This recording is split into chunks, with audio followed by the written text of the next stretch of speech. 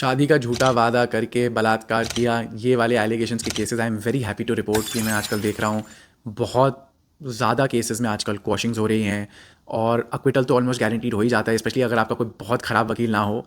And अभी हमने recently supreme court से एक क्लाइंट के लिए हमने क्वॉशिंग का ऑर्डर लिया false promise to marry matter में।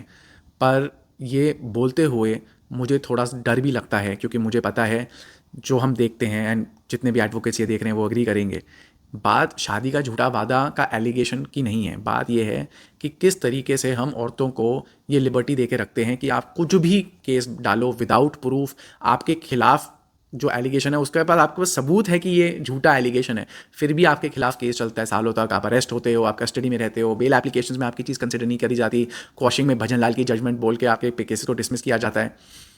ये चीज़ ना मैं देखता हूँ हमेशा एक साइकिल में चलती है, जहाँ पे एक तरह के पर्टिकुलर एलिगेशन को लेके भाई सब पुलिस वाले अरेस्ट करने भाग रहे हैं, जजेस anticipatory bell, regular bell dismiss करे जा रहे हैं, फिर कुछ साल के बाद सारी कॉन्स्टिट्यूशनल कोर्ट्स कहती है भाई ये क्या नॉनसेंस है, ठीक है। फिर उसके बाद क्या है, पुलिस वाले फिर एक उसमें कहते हैं कि जी हम तो अरेस्ट ही नहीं करेंगे, अगर एलिगेशन लग रहा है तो जजेस 1 मिनट में एंटिसिपेटरी बेल दिए जा रहे हैं। फिर कोई नई चीज़ निकल के आती है। मैं आपको एक एग्जांपल देता हूँ, 498 IPC में बहुत सारे अरेस्ट होते रहते थे नॉन स्टॉप, जैसी कंप्लेन गई अरेस्ट अरेस्ट अरेस्ट, 2014 तक रनीश कुमार की जजमेंट तक।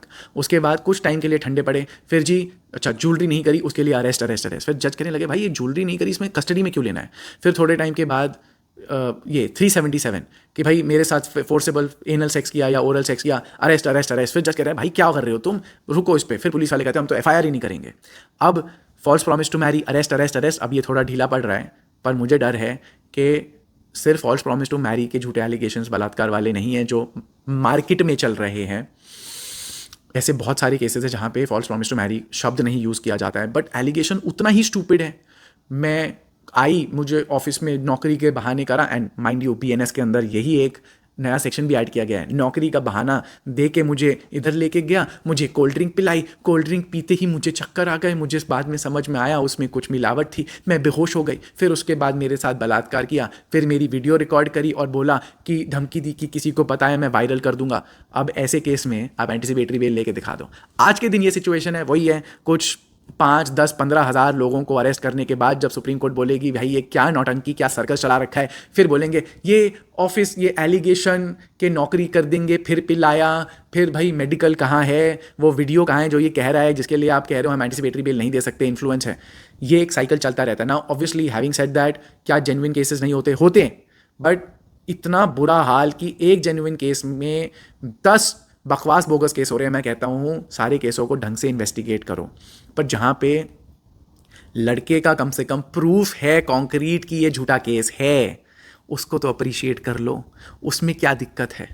But at the end of the day जितना हमको अभी थोड़ा सक्सेसेस मिल रहे हैं as a society, we moving forward towards disregarding these atrocious claims of false promise to Mary.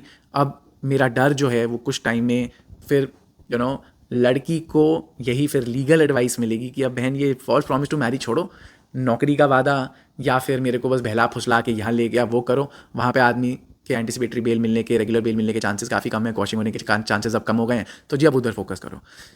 Fundamental problem है जहाँ पे हम सोचते हैं कि औरतों के पास कोई ऑटोनॉमी नहीं है, कोई पावर नहीं है, हम उनको बच्चों की तरह ट्रीट करते हैं कि जी जो भी बोला भाई एज अ विक्टिम चलो जी सच ही होगा। इस माइंडसेट से हमको थोड़ा शिफ्ट करना पड़ेगा।